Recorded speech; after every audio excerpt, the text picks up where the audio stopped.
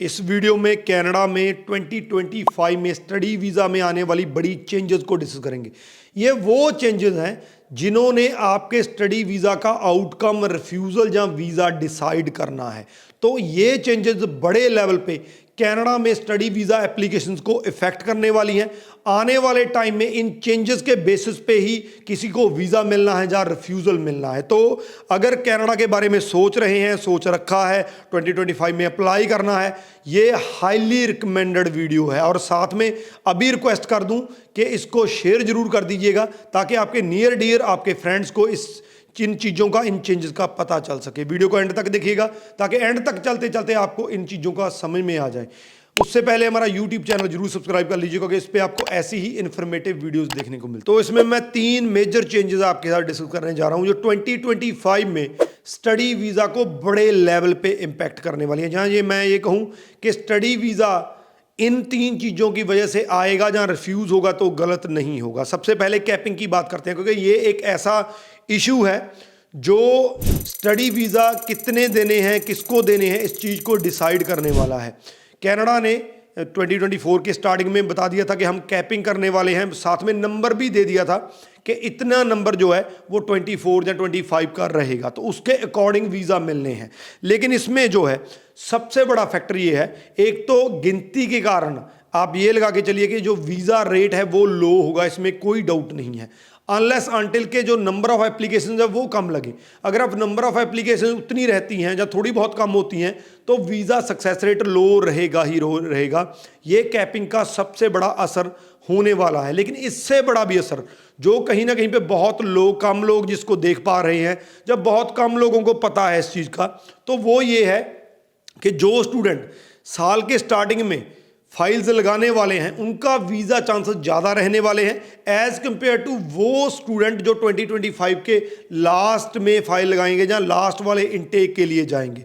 उसका एक बड़ा रीज़न मैं आपको बता देता हूं क्योंकि कनाडा ने जो 2025 में वीज़ाज इशू करने हैं उसका एक फ़िक्स नंबर है।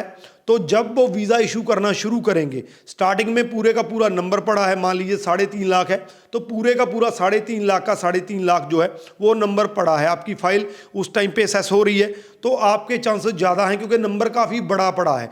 उसके कंपैरिजन अगर आपकी फ़ाइल जो है वो 2025 के नवंबर या दिसंबर में जो है प्रोसेस हो रही है या अक्टूबर में प्रोसेस हो रही है, उस टाइम पे वो नंबर बहुत कम हो गया होगा। मान लीजिए उस टाइम पे 50,000 वीज़ा जो पेंडिंग पड़े हैं, जो उनके नंबर रहता है, तो अगर वहाँ पे एप्लीकेशन 1.5 लाख पड़ी है और 50,000 को सिर्फ वीज़ा देना है तो आपके चांसेस कम रहेंगे, उनको फिल्टर बड़ी गिनती में लगाया जाएगा। तो ये एक ऐसा फैक्टर है जिसको कैपिंग सबसे ज़्यादा इफेक्ट करने वाली है। इसकी एग्जाम्पल भी मैं आपको दे देता हूँ।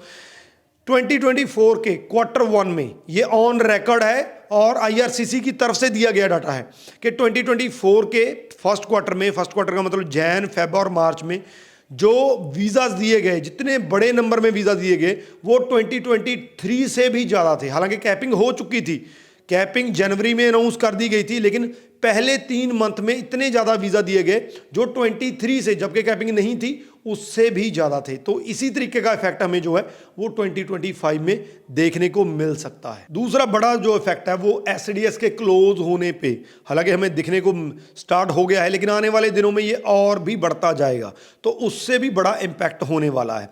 इसमें सबसे बड़ा इम्पैक्ट जो पड़ेगा वो जो स्टूडेंट SDS कैटेगरी के कंट्रीज से आते हैं उनको पड़ेगा।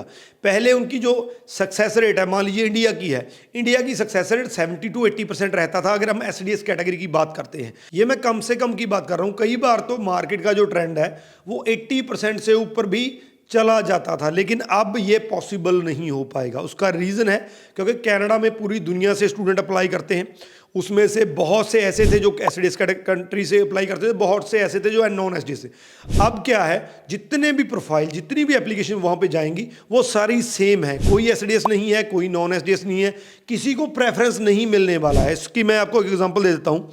हम 2 प्रोफाइल को कंपेयर करते हैं। अगर ये SDS कैटेगरी बंद ना हुई होती तो मान लीजिए एक तरफ एक ऐसा कंट्री है जो नॉन SDS है, मान लीजिए कोई अफ्रीका का कंट्री है जो नॉन SDS कैटेगरी में आता है, वो SDS कंट्री नहीं है, तो उसमें एक स्टूडेंट है जिसका फ्रेश केस है, 70% मार्क्स हैं, कोई गैप नहीं है, IELTS का स्कोर भी बढ़िया है, उसके अगर हम वीज़ा चांसेस को कंपेयर करते हैं किसी इंडियन स्टूडेंट से जिसके जो स्कोर हैं वो 54% है, 3-4 साल का गैप है, 2-3 रिफ्यूज़ल भी आ चुके हैं, बैंड स्कोर जहाँ पीटी का स्कोर भी ठीक ठाक है।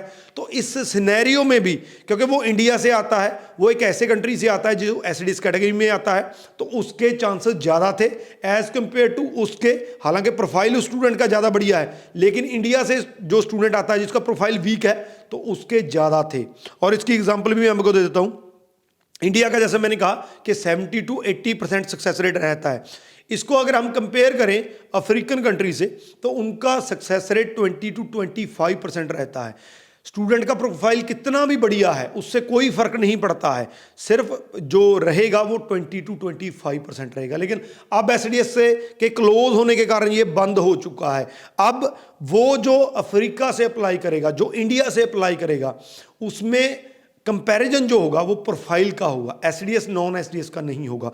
तो एसडीएस कैटेगरी के क्लोज होने के कारण जो कंट्री से जो एसडीएस में आते थे कंट्री, उसमें जो स्टूडेंट अप्लाई करेंगे उनको बहुत बड़ा झटका लगने वाला है, बहुत बड़ी गिनती में उनको रिफ्यूज़ल का सामना करना पड़ सकता है। तो एसडीएस क्लोज होने का ये सबसे बड़ा इफेक्ट आने वाले दिनों में हम देख सकते हैं। तीसरा इफेक्ट, जहाँ तीसरी बड़ी चेंज जो हमें देखने को मिल सकती है कि उन कोर्सेज को प्रेफर किया जाए स्टडी वीज़ा के लिए जो वहाँ की लेबर मार्केट में ज़्यादा डिमांड में है। हालांकि इन डिमांड कोर्सेज की एक लिस्ट आ चुकी है।